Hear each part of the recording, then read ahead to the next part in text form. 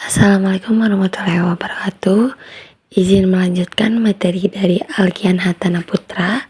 Di sini saya akan menjelaskan tentang sifat aljabal supremum atau infimum. Pertama-tama, kita akan membahas sifat aljabar dan urutan supremum atau infimum. Gunanya apa sih? Jadi, ceritanya di sini kita ingin menurunkan beberapa sifat penting lainnya pada bilangan real. Setelah sebelumnya kita telah membahas ada sifat urutan, ada sifat kelengkapan, gitu ya. Kita akan menurunkan sifat lain yang akan diperoleh dengan mengaplikasikan konsep supremum atau infimum ini. Yang pertama, kita akan bahas itu sifat aljabarnya dulu. Jadi, sifat yang menggabungkan supremum atau infimum dengan penjumlahan atau perkalian dulu dari suatu himpunan ataupun suatu fungsi. Pertama-tama kita ingin himpunan bagian tak kosong S ya yang terbatas di atas. Kalau kita definisikan si A plus S yang isinya merupakan himpunan A ditambah dengan S, di mana S-nya itu anggota S dan A-nya itu seberang bilangan real. Jadi, pertama, bilangan real kita pilih plus S didefinisikan sebagai ini. Nah, kita bisa buktikan bahwa dia juga terbatas di atas. Kalau terbatas di atas, berdasarkan ke sifat kelengkapan supremumnya, A plus S ada. Tapi apa bentukannya? Dugaan kita ialah si A ditambah dengan supremum S yang akan A. Oke, selanjutnya pernyataan ini yang akan kita buktikan ya. Jadi kalau kita punya S yaitu subset real, tidak kosong dan terbatas di atas, maka untuk A yang kita pilih berapapun supremum A plus S akan sama dengan A ditambah supremum S. Untuk membuktikannya, kita state dulu ya semua teorema atau premis dari teorema sifat yang ingin kita buktikan. Lalu kita tunjukkan. Jadi, kita nyatakan dia sebagai satu bilangan kalau seandainya ada yang ini sebagai satu bilangan tersendiri, buktikan bahwa keduanya sama. Jadi, misalkan punya supremum, kita ingin buktikan P dengan P ya sama dengan A plus U. Dia akan menunjukkan dua buah bilangan sama pada bilangan ini karena satu kurang dari yang lainnya, kurang dari sama dengan yang lebih satu, lebih besar dari yang lain.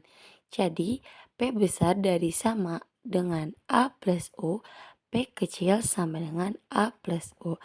Mulai dari yang kita miliki dulu ya, kita akan menggunakan seluruh kondisi yang kita punya.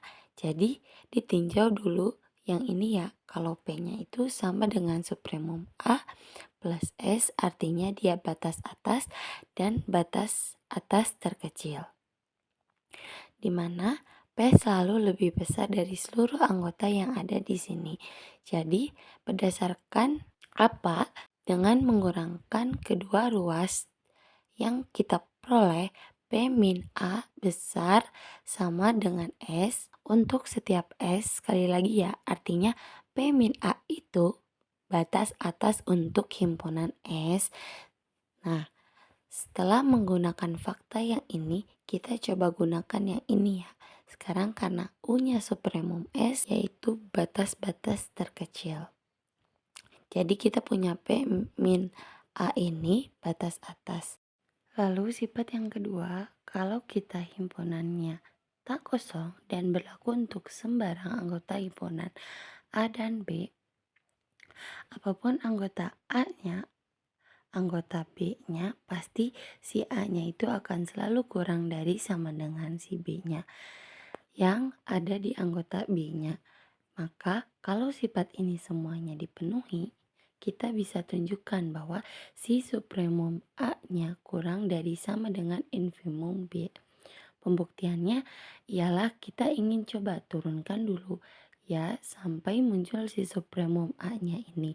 Cari hubungan antara supremum A dengan himpunan B. Kemudian dari situ baru kita turunkan infimum B. Kita cari hubungannya dengan langsung si supremum A-nya kita lihat sama-sama. Jadi misalkan ini kita punya premisnya seperti biasa, ditulis dulu lalu kita ingin buktikan supremum A kurang dari sama dengan infimum B yang kita punya. Pertama, A-nya itu kurang dari B untuk setiap anggota A, dan untuk setiap B, anggota B. Kalau arti ini lebih besar, artinya si B-nya itu batas atas untuk himpunan A. Jadi apapun yang kita pilih pada himpunan B besar, maka dia akan selalu merupakan batas atas bagi himpunan A. Kalau batas atas dan tadi kita tahu ini terbatas di atas, berarti sifat kelengkapan supremumnya ada. Dan supremumnya itu batas atas terkecil. Pasti lebih besar dari seberang batas atas. Nah, si B kan supremum A kurang dari sama dengan B.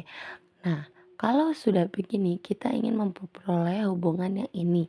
Sekarang, si infimum B ingin kita munculkan.